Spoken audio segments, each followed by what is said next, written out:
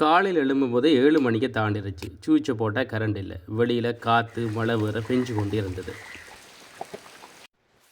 அப்புறம் தான் நாங்கள் பக்தி மூட்டுக்கு போயிட்டோமே. அப்பனே முருகான்னு சொல்லி நாங்கள் விபூதியை பூசி போட்டு பூசிகள் செய்கிற வேலைக்கு நான் போயிட்டேன்.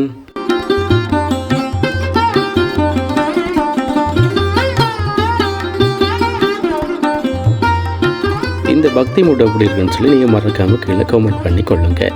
ஓகே, பக்தி முடிஞ்சோடனே பசிக்குதே என்று சொல்லி நாங்கள் உப்புமா வந்து செய்ய வலிக்கிட்டோம். அதுக்குள்ளே கரண்ட் வேறு வந்துருச்சு. அப்படியே வந்து உப்புமா வந்து நாங்கள் தொடர்ந்து கிளறி ஃபைனலாக வந்து சாப்பிட போட்டோம். வெளியில் வந்து பார்த்தால் மழை இல்லை.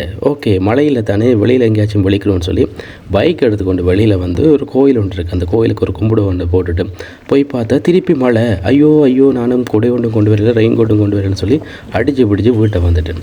அப்புறமா ஒரு ஈவினிங் டைம் உண்டு. ஒரு பொருளை தேடி வந்து கடையாக நான் தெரிஞ்சேன். ஃபர்ஸ்ட் நான் ஃபுட் வெரிக்கு வந்து போய் பார்த்தேன். அங்கேயும் வந்து அந்த பொருள் இல்லை.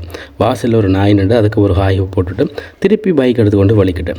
இப்போ வந்து கேம்பஸுக்கு முன்னுக்கு போய் பார்த்தா அந்த கடையிலையும் இல்லை. அப்புறம் டவுனுக்குள்ளே தான் போய் பார்த்தா இருந்தது. அதுதான் இது. அப்புறமா நைட் ஆச்சுட்டு நைட் ஒரு கால் பைக் ட்ரைவ் போகும்னு சொல்லிவிட்டு பைக் எடுத்துக்கொண்டு வலிக்கிட்டேன். மழையெல்லாம் பெஞ்சு ஓஞ்சபடியால் ரோட் எல்லாமே நல்ல வடிவாக வந்து இருந்தது. ஸோ அந்த வடிவுக்கில் வந்து நானும் பைக் எடுத்துக்கொண்டு டவுன் வரைக்கும் போய் இந்த நோ லிமிட்டுக்கு முன்பு ரவுண்ட் அடிச்சுட்டு வந்துட்டேன்.